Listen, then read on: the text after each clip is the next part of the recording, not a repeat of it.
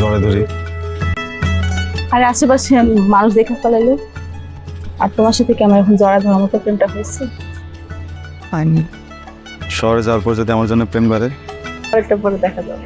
তুমি নিজের যত্ন নিও, সাবধানে জেনে নাও। তুমি সাবধানে থাকি, চিন্তা করো না। আসি।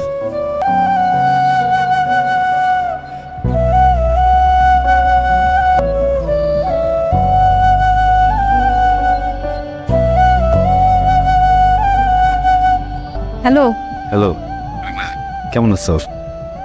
ঢাকা কেমন লাগছে? আমি তো এর আগেও ঢাকায় আসছি, কেমন আর মনে হবে? ঢাকার মতোই মনে হইতেছে। আমার কথা মনে পড়ে? না, তোমার সাথে না আসলে প্রেমটাই জমে না। আসলে আমি সিরিয়াসলি যদি বলি, তোমার অনেক মিস করতেছি।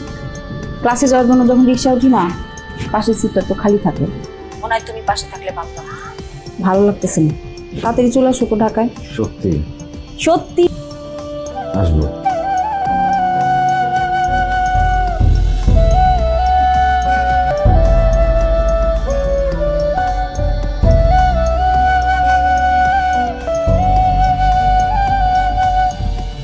আমি বুঝতেছি তোমার কষ্ট হইতেছে অনেক, না? সরি, আমি আসলে থাকতে পারলাম না তোমার এই সময়। তুমি যদি শক্ত না থাকো, আন্টি রে কে সামলাবে বলো? আমি জানি কেমন লাগে এই সময়টা, আমার তো মা মারা গেছে না। একটু শক্ত হও, হ্যাঁ? কান্নাকাটি করো না। শক্ত হওয়ার আর কিছু নাই, আমার সব শেষ হয়ে গেছে। সব শেষ হয়ে গেল মানে? এখন আন্টি রে কে সামলাবে? তোমার সামলাইতে হবে। তোমার বাড়ি, আঙ্কেলের রেখে যাওয়া যে দোকান, ওইখানে তো বসতে হবে তোমার। তুমি একটু শক্ত হও, আমি খুব তাড়াতাড়ি চলে আসবো।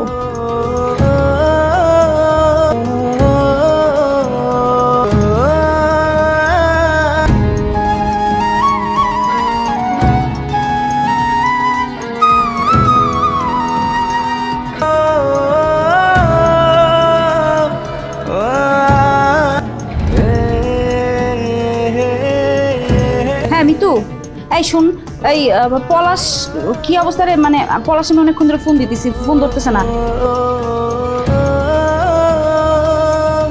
ভাইয়া তুমি কি ব্যস্ত? ও, কি অবস্থা? এই তো, একটু ভিতরে জানো। তোমার ফোন কি হচ্ছে? আর বলো না, মানে কপাল যখন খারাপ থাকে তখন সব দিক থেকে খারাপ থাকে। এক কাস্টমারের হাতের সাথে বাড়ি লেগে ফোন করে ভেঙে গেছে, বুঝছো? আর নতুন করে টাকা এখন হাতে নাই, কোনোভাবে মেঘলার সাথে যোগাযোগ করতে পারিনি। কি অবস্থা? কথাটা চলছে? ওই আমাকে পাঠাইছে। আচ্ছা ঠিক আছে, ওরা জানাও কিন্তু। আচ্ছা, জানাই দিব। তোমার কি মনে হয়?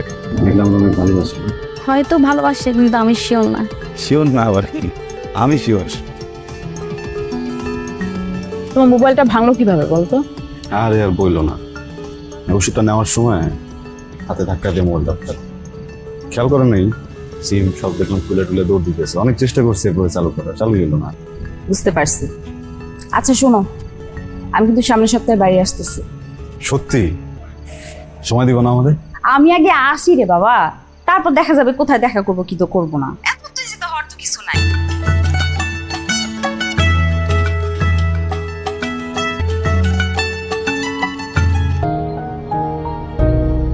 কি রে মা?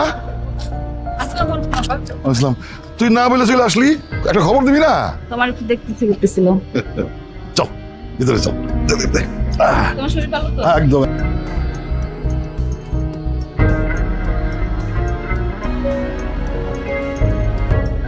মানুষের জীবন যে কখন কেমনি চেঞ্জ হয়ে যায় কেউ বলতে পারে না, বুঝছো? তুমি ঢাকায় আসলে না, তোমার পড়াশোনাটাও করবে না। পড়াশোনা তো করবো, গ্রামে কিছু কাজ টাজ বাকি আছে, শেষ করে তারপরে ঢাকা যাবো। তুমি এখন ঢাকায় এসে কি করবে? এই সিদ্ধান্ত নিচ্ছি আমি তোমার সাথে ঢাকায় যাবো। তুমি এখন ঢাকায় যাই কি করবে বলো? পড়ালেখা। তোমার সাথে থাক, তোমার ছাড়া খুব কষ্ট হয়। তোমার মায়ের কথা চিন্তা করে হলো তোমার কোথাও যাওয়া উচিত না। মন দিয়া ব্যবসা বাণিজ্যটা করো, এটা কাজে দেবে।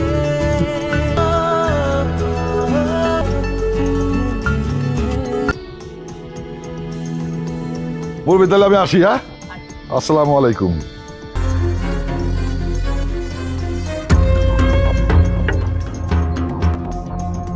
পলাশ, বাড়িতে তো অনেক বড় ঝামেলা হয়ে গেছে। আব্বা আমার বিয়ের জন্য উঠে পড়া লাগছে। আমার এই পাশে বিয়ে দিয়েই ছাড়বে। মাথা ঠিক আছে তোমার? হ্যাঁ, কি করলে তুমি? বিয়া ঠিক করছে মানে?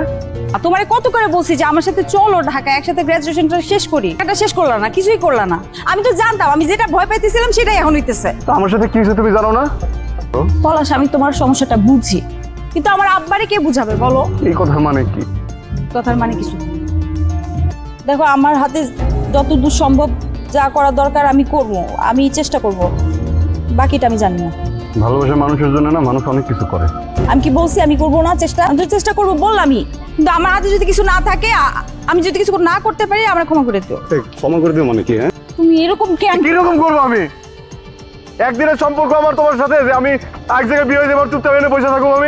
আমি তো 10 জনকে ভালোবাসি না যে একজনের বিয়ে হয়ে গেলে আমি 9 জনের নিয়ে থাকবো এই জায়গায়। তারা যেমনি করে বুঝায় তারা বুঝাও, আমি কোনো কিছু জানতেই চাই না। মানে বিয়ে তো দূরের কথা, বিয়ের জন্য ছেলেও যেন সে না দেখে। আমি নিতে পারতেছি না এই জিনিসগুলো। তুমি বোঝার চেষ্টা করো আমার কথা। তুমি বুঝতেছি, তুমি বুঝতেছো না।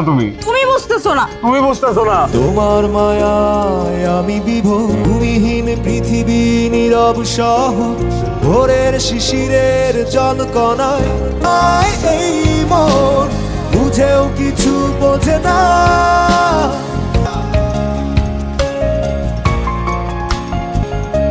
জন, তোর আপার বিয়ায় এলাকার খেয়ে যেন দাওয়াত বাত না দেয়। আসসালামু আলাইকুম আঙ্কেল। ওয়ালাইকুম আসসালাম। আঙ্কেল, আমি মেঘলার সাথে একটু দেখা করতে আসছিলাম। একই কলেজে পড়তাম, একটু কথা ছিল। ও তো বাড়িতে নাই। তোমরা এই যুগের পোলাপান, তোমাদের ব্যবসা বোঝা মুশকিল।